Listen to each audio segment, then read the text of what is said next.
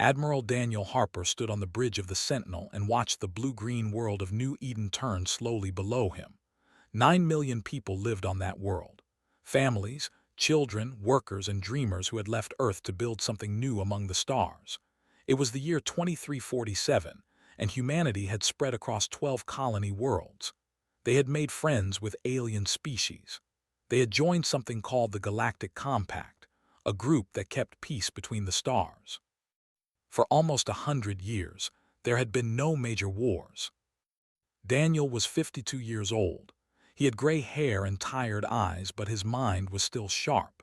He commanded the defensive fleet above New Eden, a job that had been quiet for many years. Most days, he read reports, approved supply orders, and watched cargo ships come and go. He had started to think of himself as more of a manager than a warrior. That morning, everything changed. Commander Hart's face appeared on his screen. She was young, only 31, with short brown hair and a serious expression. She commanded the patrol vessel Vigilant, which watched the outer edges of the system. "Admiral," she said, "we have contacts. Unknown ships entering the system. 17 of them. They're not responding to any signals." Daniel felt something cold settle in his stomach. "What do they look like?" "Nothing in our database, sir. The design is completely foreign. They're big, bigger than anything we have." He ordered all ships to alert status and sent a message to Governor Cole on the surface. Cole was a good man, a former teacher who had entered politics to help people. He answered within minutes, his round face worried on the screen. "What's happening up there, Daniel?" "Unknown ships, 17 of them. I'm moving to intercept and attempt communication." "Should I start evacuations?" Daniel thought about it. Moving 9 million people would take days, and they had nowhere to send them. "Not yet. Let me find out who they are first." He gathered his fleet and moved toward the unknown ships. As they got closer, he could see them clearly on his screens. They were dark and angular, covered in sharp edges like broken glass. They moved in perfect formation, like a school of fish that shared one mind. Daniel opened all communication channels. "Unknown vessels, this is Admiral Daniel Harper of the United Earth Coalition. You have entered human space. Please identify yourselves and state your intentions. We mean you no harm." There was no answer. He tried again in every language humanity knew. He tried mathematical signals. He tried simple light patterns. Nothing. Then the unknown ships opened fire. The first volley hit the Brave Heart, one of Daniel's escort ships. It exploded instantly, killing all 200 crew members aboard. Daniel watched in shock as the fireball faded into the darkness of space. "All ships return fire," he shouted. His fleet fought back, but their weapons seemed to do little damage. The enemy shields glowed and absorbed everything humanity threw at them. One by one, Daniel's ships were hit. The Morning Star broke apart. The Guardian went dark and drifted. Commander Hart's Vigilant lost half its hull but kept fighting. In 20 minutes, Daniel's fleet of 12 ships was reduced to 3 damaged vessels. Over 2,000 of his people were dead. The enemy ships ignored them after that. They moved toward New Eden like they had more important business to attend to. Daniel contacted Governor Cole with shaking hands. "Evacuate now. Get everyone underground. They're coming." Cole's voice was tight with fear. "Daniel, we don't have enough shelters. We can't fit everyone." "Fit who you can. Do it now." On the surface, Lewis worked as the crisis coordinator for New Eden's government. She was 35 years old, a calm woman who had trained for emergencies her whole career, but nothing had prepared her for this. Sirens screamed across every city. People ran through the streets, trying to reach the underground shelters that had been built decades ago and never used. Stood in the command center and watched the chaos on dozens of screens. Mothers carried crying children. Old people moved too slowly. Young people pushed and shoved. The shelters were filling up, but millions of people were still above ground. "We need more time," she said to Governor Cole. He shook his head. We don't have it. The first bombs fell on the city of New Hope, the capital of New Eden, watched on her screen as buildings disappeared in balls of fire.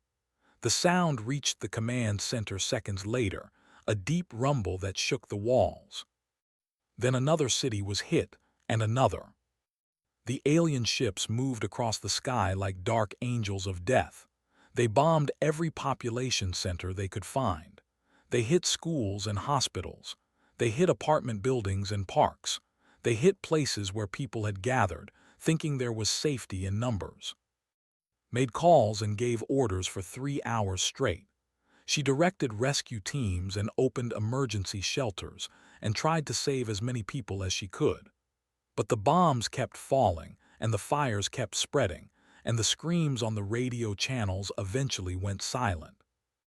When it was over, the sky was orange with flames. Smoke rose from every horizon. The beautiful forests and clean rivers of New Eden were burned and poisoned. Governor Cole sat in his chair and stared at nothing. His face was gray. Checked the numbers on her screen and felt her heart break. Of the 9 million people who had lived on New Eden that morning, only about 1.8 million had made it to the shelters in time. 7.2 million people were dead. 7 million lives lost in a single day. Admiral Harper still floated above the ruined world in his damaged ship. Commander Hart had managed to dock with him, and they watched together as the enemy fleet simply left. They didn't land troops. They didn't take resources. They didn't try to communicate. They just killed millions of people and flew away like it was nothing. Why, whispered, why did they do this? Daniel had no answer. He only knew that everything had changed. He sat down at his communication console and recorded a message for Earth. His voice was flat and empty as he spoke. This is Admiral Daniel Harper to United Earth Coalition Command. New Eden has been attacked by an unknown alien force. We were given no warning and no chance to surrender. They bombed civilian targets. They killed without mercy. The current death count is 7.2 million, mostly civilians. They killed our children. He paused, feeling a cold anger building in his chest. I am requesting immediate reinforcement and authorization for response. These beings, whoever they are, have made themselves enemies of humanity. They need to learn what that means. He sent the message and then sat in silence, watching the fires burn on the world below. Somewhere down there, in the ruins and the ash, survivors were crawling out of shelters to find that everyone they loved was gone. Children were learning they were orphans. Parents were learning they had outlived their sons and daughters. Daniel Harper had been a peaceful man his whole life. He had never wanted war.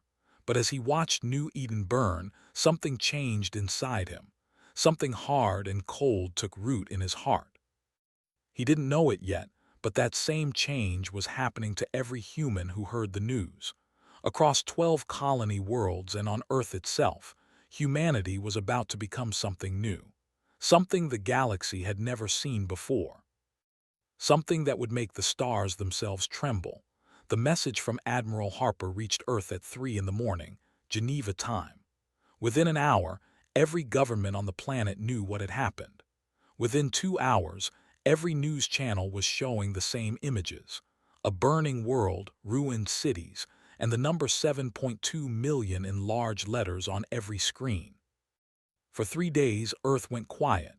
There were no parties, no concerts, no celebrations of any kind. Restaurants closed early. Streets emptied after dark. People stayed home with their families and held each other.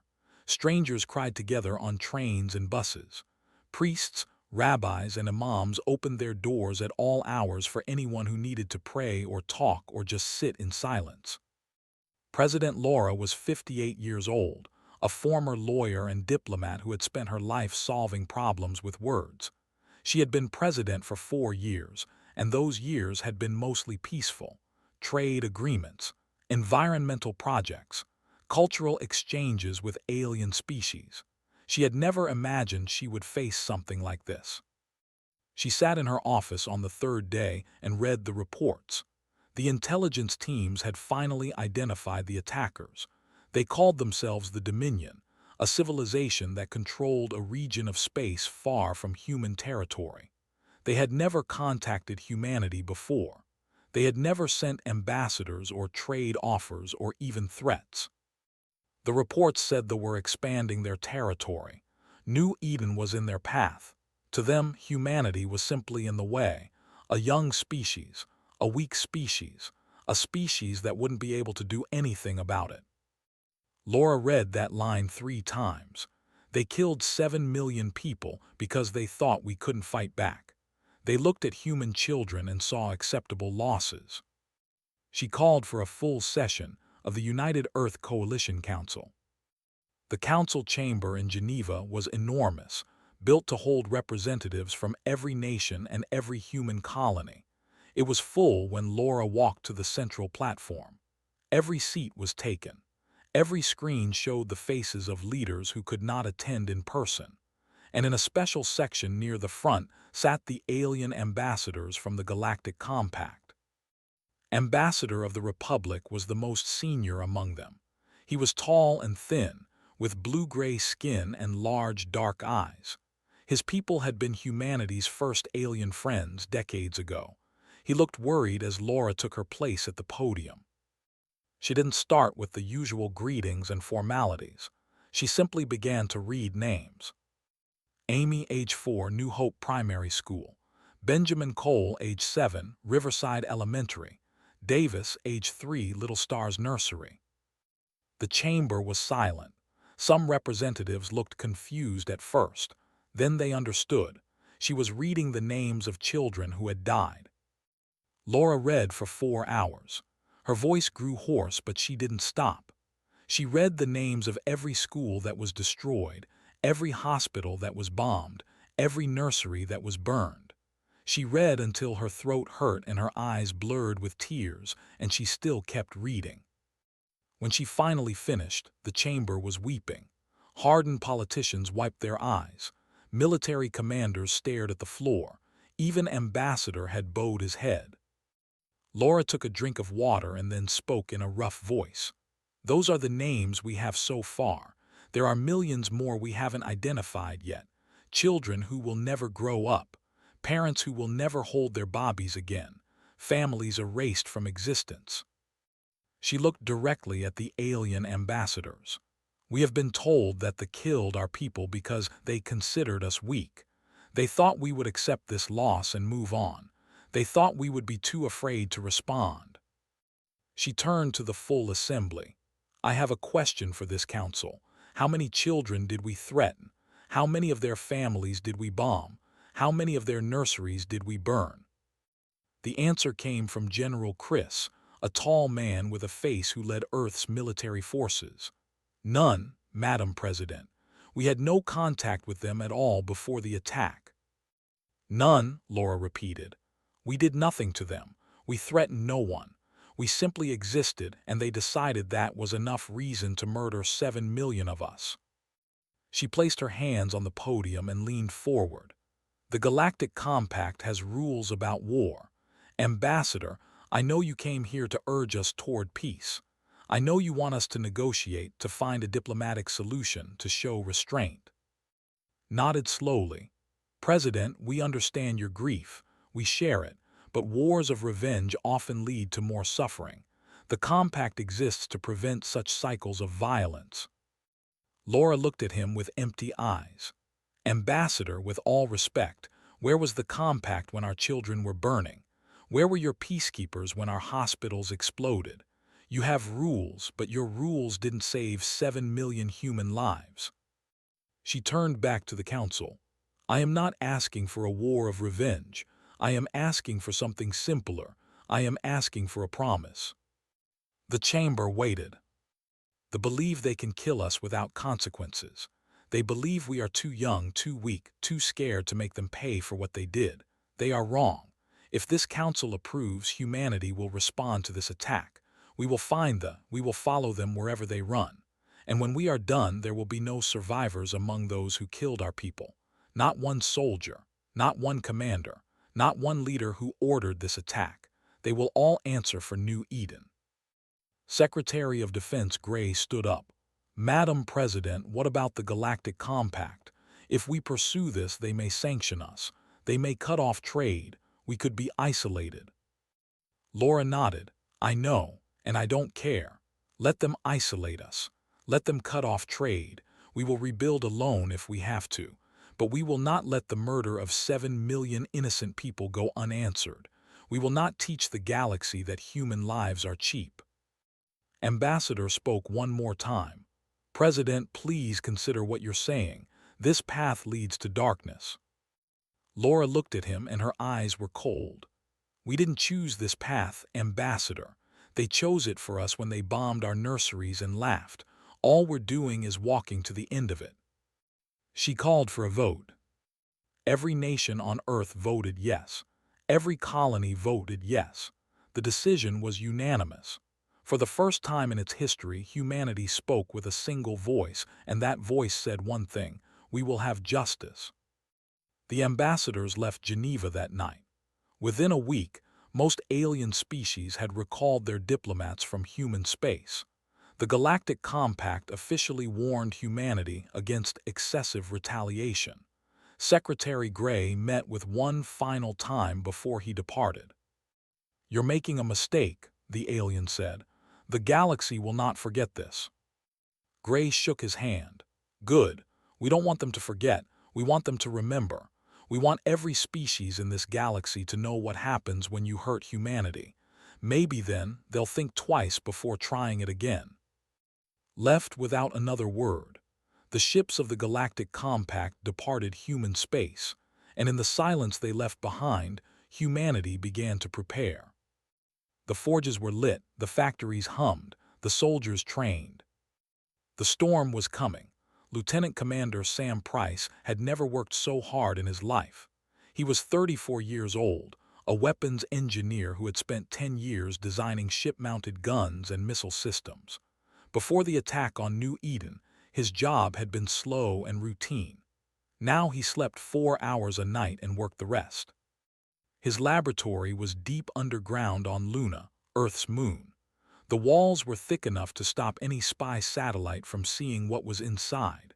50 of the best scientists and engineers humanity had to offer work there with him, and they all had one goal: find a way to kill ships. The enemy shields had been a mystery at first. Human weapons had barely scratched them during the battle over New Eden. But Admiral Harper had managed to recover pieces of a damaged vessel, and those pieces were now spread across Sam's laboratory tables. Dr. Young was his partner in this work. She was a physicist, 31 years old, with messy hair and glasses she was always losing. She had been studying alien technology for years, but she had never seen anything like this. Their shields don't block energy, she told Sam one night, her eyes red from lack of sleep. They redirect it, like water flowing around a rock. That's why our weapons didn't work. The energy just went somewhere else. Sam leaned over her shoulder, looking at her calculations. Can we break through? Maybe, if we hit them with something they can't redirect, something that changes as it moves.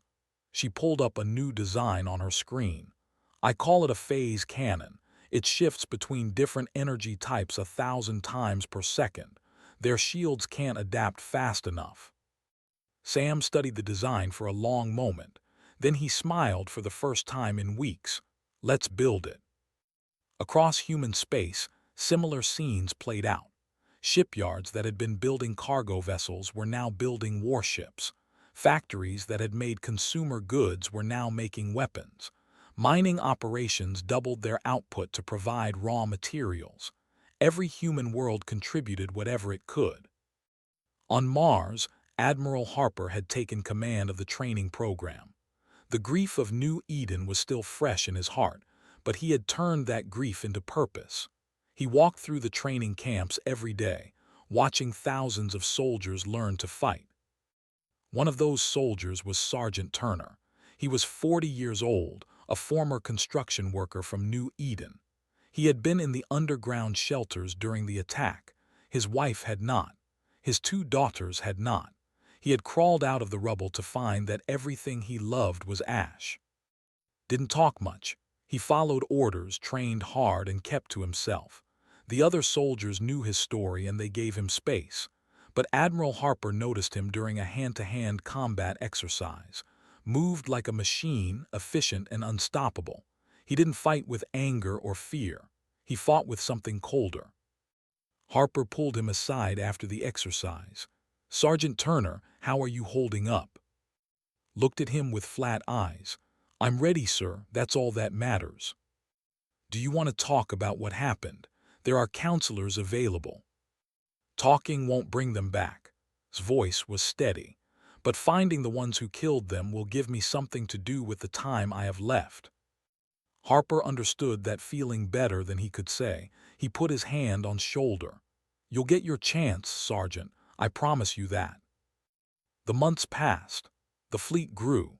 Intelligence Officer King led a team that gathered every piece of information they could find about the. She was 29 years old, small and sharp-eyed, with a memory that forgot nothing. Her team hacked alien databases, interviewed traders from other species, and pieced together a picture of their enemy. The Dominion controlled 16 star systems. They had been expanding for centuries, conquering or destroying anyone in their path. Their military was large and well-equipped. Their soldiers were trained from birth to fight. They believed themselves to be superior to all other species in the galaxy. "They don't expect us to fight back," reported to the War Council. "Their own records show that they classified humanity as a minor threat. They expected us to cry, rebuild, and forget." General shook his head. "They're about to learn how wrong they were." The fleet came together piece by piece. Commander Hart, who had survived the battle over New Eden, was promoted to captain and given command of the attack carrier Silent Fury. Captain Mason, a ground warfare expert, began planning the land operations. Colonel Moore organized the logistics that would keep 2 million soldiers fed and supplied across enemy space. 18 months after the massacre of New Eden, the Retribution fleet was ready. 400 warships gathered in formation near Earth. They ranged from small, fast destroyers to massive battleships bristling with the new phase cannons. 2 million soldiers waited in transport ships, ready to land on any world they were pointed at. Admiral Harper stood on the bridge of the flagship Judgment and looked at the fleet spread out before him. President's face appeared on his screen. "Admiral," she said, "the Council has authorized the operation. You have full authority to engage the military and eliminate all who participated in the attack on New Eden. But remember our rules. We are not murderers.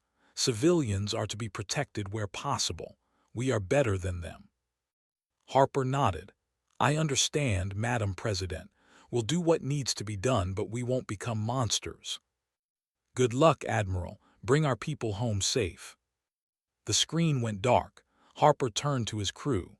The bridge was silent, every officer waiting for his command. "All ships," he said into the fleet-wide channel, "this is Admiral Harper. You all know why we're here. You all know what was taken from us. The thought they could kill our families and walk away. They were wrong." He paused, feeling the weight of the moment. "We're not doing this for revenge. We're doing this so that no one ever thinks they can do this to humanity again. We're doing this for the 7 million who can't speak for themselves anymore. We're doing this for every child who died on New Eden." He took a breath. All ships engaged jump drives, set course for space. 400 ships activated their faster-than-light drives at the same moment. The stars stretched and blurred, and then they were gone, leaving empty space behind. On Earth, people gathered in public squares and watched the fleet depart on giant screens. They didn't cheer or celebrate.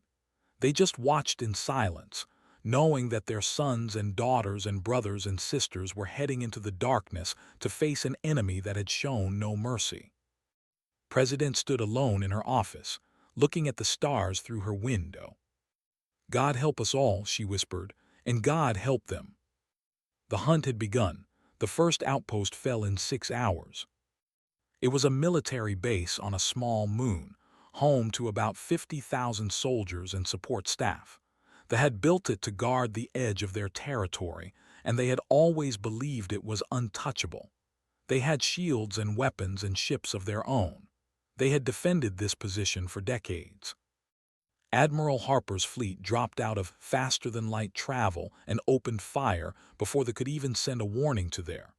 The new phase cannons worked exactly as Dr. Young had promised. They cut through enemy shields like they weren't there. Warships exploded one after another, their crews dying before they understood what was happening. Captain Hart led the fighter squadrons from the Silent Fury. Her pilots swept through the defensive lines, destroying missile platforms and communication towers. She was calm on the radio, giving orders in a steady voice, but inside she was thinking of all the friends she had lost over New Eden. Every ship she killed was another small payment on a very large debt. When the space battle was over, Captain Mason led the ground assault. 50,000 human soldiers landed on the moon's surface in armored transports. They moved in perfect coordination, clearing buildings and bunkers with ruthless efficiency. They fought back hard, but they were outmatched. Human weapons were stronger. Human tactics were better. And human soldiers had something they didn't understand, a cold, patient fury that made them unstoppable. Sergeant Turner was in the first wave. He moved through a barracks with his squad, kicking in doors and shooting anyone who raised a weapon. He didn't feel joy or satisfaction. He just felt focused, like a tool designed for one purpose. When the last soldier fell, stood in the empty hallway and looked at the bodies.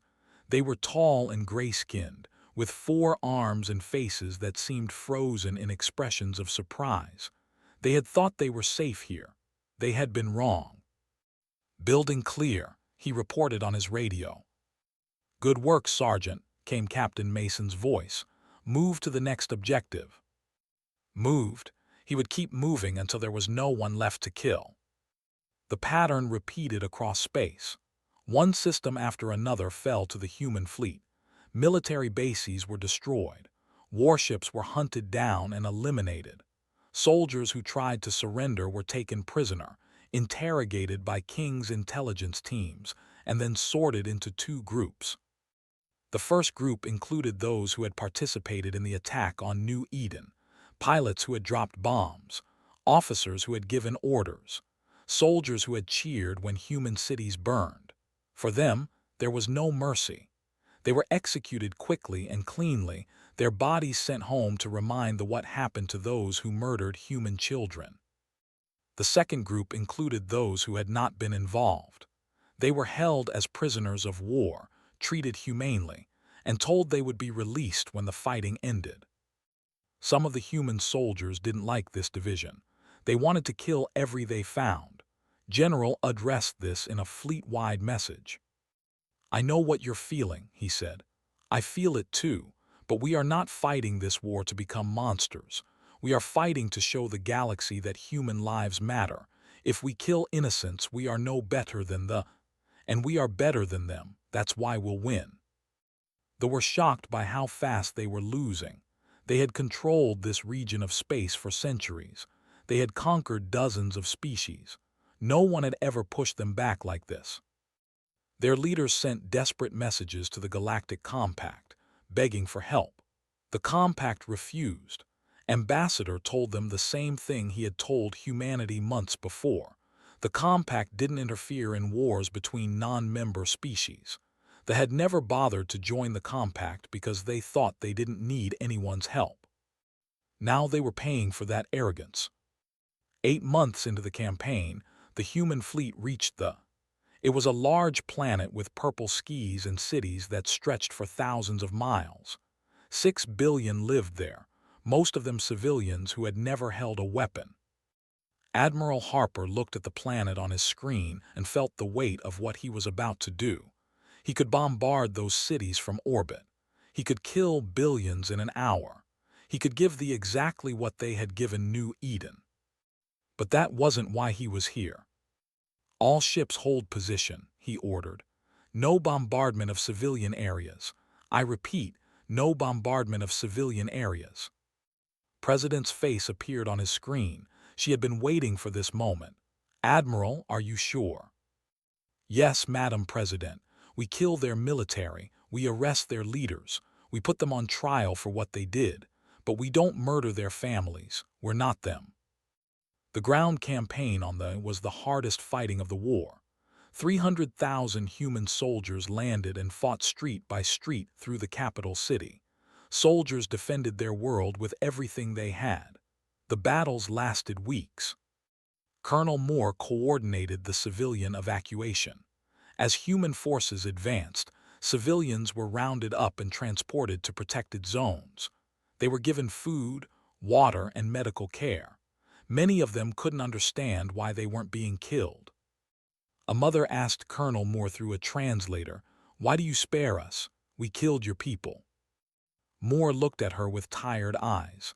"No, your soldiers killed our people. Your leaders gave the orders. Your civilians watched it happen and did nothing to stop it. But you didn't pull the trigger. We don't kill people for being bystanders. We're not that kind of species." The mother started to cry. "We were told humans were animals. We were told you had no souls." "Your leaders lied to you about a lot of things," Moore said. "That was just one of them." The final battle took place in the government complex, a massive building in the center of the capital. The supreme commander of the military had retreated there with his personal guard. King had confirmed that he was the one who had ordered the attack on New Eden. He was the one who had called human children acceptable losses. Sergeant Turner was part of the assault team that breached the complex. They fought through hallways and courtyards, losing soldiers with every step. But they didn't stop. They couldn't stop, not when they were this close. Found the Supreme Commander in a throne room at the top of the complex. The alien was old and gray, with medals covering his chest. He looked at without fear. "So," the Supreme Commander said through a translator, "you've come to kill me." Raised his weapon. "You ordered the bombing of New Eden. You killed 7 million people, including my wife and daughters." The Supreme Commander shrugged. "They were in our way. The strong do what they will. The weak suffer what they must. That is the law of the universe." Thought about that for a moment, then he nodded. "You're right," he said. "The weak do suffer, and right now you're the weak one." He pulled the trigger. The war was over. 3 years after the Retribution fleet left Earth, the last warship exploded over there. Admiral Daniel Harper watched the debris fall through the purple sky like dying stars. Around him, the bridge crew of the Judgment was silent. There was no cheering, no celebration, just quiet relief that it was finally over. General Chris' face appeared on the communication screen. He looked older than he had 3 years ago. They all did. "Admiral, all military objectives are complete. We've confirmed that every soldier, pilot, and officer involved in the New Eden attack has been eliminated. The enemy fleet is destroyed. Their military command structure no longer exists." Harper nodded slowly. "And the civilians?" "Nearly 800 million civilians are in protected zones across their territory. They're scared and confused, but they're alive and healthy. Colonel Moore's teams have been doing excellent work." Harper closed his eyes for a moment. 800 million lives. That was what mercy looked like. They could have killed them all. Some part of him had wanted to, but they had chosen a different path. "What happens now?" asked Commander Hart. She stood beside him on the bridge, her face thin from years of stress and too little sleep. "Now we rebuild," Harper said, "for them and for us." President Laura addressed the galaxy 3 days later. Her speech was broadcast on every channel, translated into every language. The Galactic Compact listened. Neutral species listened. Everyone wanted to know what humanity would do next. 3 years ago, the Dominion attacked our colony of New Eden without warning or mercy. They killed 7.2 million of our people, most of them civilians. They bombed our schools and hospitals. They murdered our children. She paused, letting the words settle. "We made a promise that day. We said there would be no survivors among those who did this to us. We kept that promise. Every soldier who participated in the attack is dead. Every officer who gave orders is dead. Every leader who approved the massacre is dead. They learned that human lives are not cheap. Another pause. But we also made a promise to ourselves. We said we would not become the thing we fought against. We said we would not murder innocents to punish the guilty. We kept that promise too. Nearly 800 million civilians are alive today because we chose to be better than our enemies. She looked directly into the camera. To the people, we are not your conquerors. We are not here to rule you or enslave you. But your military killed our families, and we will not allow that to happen again. Your worlds will be demilitarized. Your weapons will be destroyed. You will be allowed to govern yourselves, trade with others, and live in peace. But you will never again have the power to threaten anyone. She turned to address the wider galaxy. To everyone watching, we did not start this war. We did not want it, but we finished it. Let this be a lesson that echoes through the stars. Humanity will trade with anyone. We will talk with anyone. We will be friends with anyone who treats us fairly. But if you harm our people, if you murder our children, if you think we are weak because we prefer peace, you will discover how wrong you are. We will follow you. We will find you. And we will show you exactly the same mercy you showed us. She let that sink in. We hope we never have to do this again.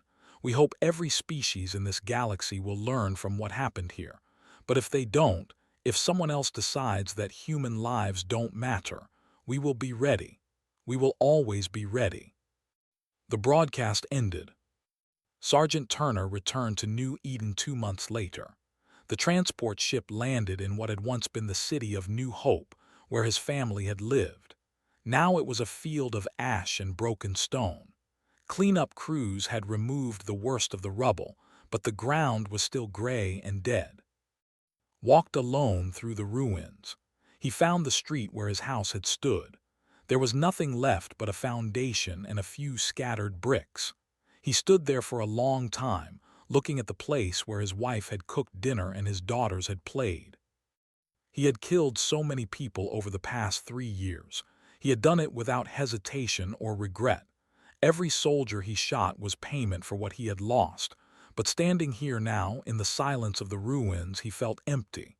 The killing was done. The debt was paid, and his family was still gone.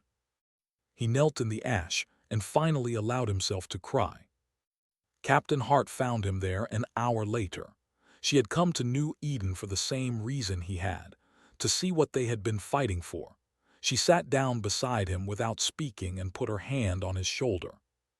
"Does it help?" she asked quietly, "knowing they're all dead?" Wiped his eyes. "No, but it would have hurt more if we hadn't done anything." She nodded. She understood. 5 years after the massacre, the memorial was completed. It stretched for miles across the surface of New Eden, a wall of black granite carved with 7 million names. People came from every human world to visit it. They walked along the wall, touching the names of people they had loved, leaving flowers and pictures and letters. At the center of the memorial stood a simple stone pillar with 3 lines carved into it. "We remember, we endured, we answered." Admiral Harper attended the dedication ceremony. He was retired now, living quietly on Earth with his. He walked along the wall until he found the section dedicated to the crew of the ships he had lost in the first battle. He traced their names with his finger and whispered apologies to each one. Ambassador was there too. The Galactic Compact had renewed relations with humanity after the war ended. The alien stood beside Secretary Gray, looking at the endless wall of names. "We thought you would destroy them completely," said. "We were prepared to intervene if you did." Gray shook his head. "We thought about it, some of us wanted to, but that's not who we are." "Then who are you?" Gray was silent for a moment. Then he gestured at the memorial, at the names stretching into the distance, at the families walking slowly along the wall. "We're the ones who remember," he said. "We're the ones who endure, and when someone hurts us, we're the ones who answer. But we answer with justice, not madness. That's the difference between us and them.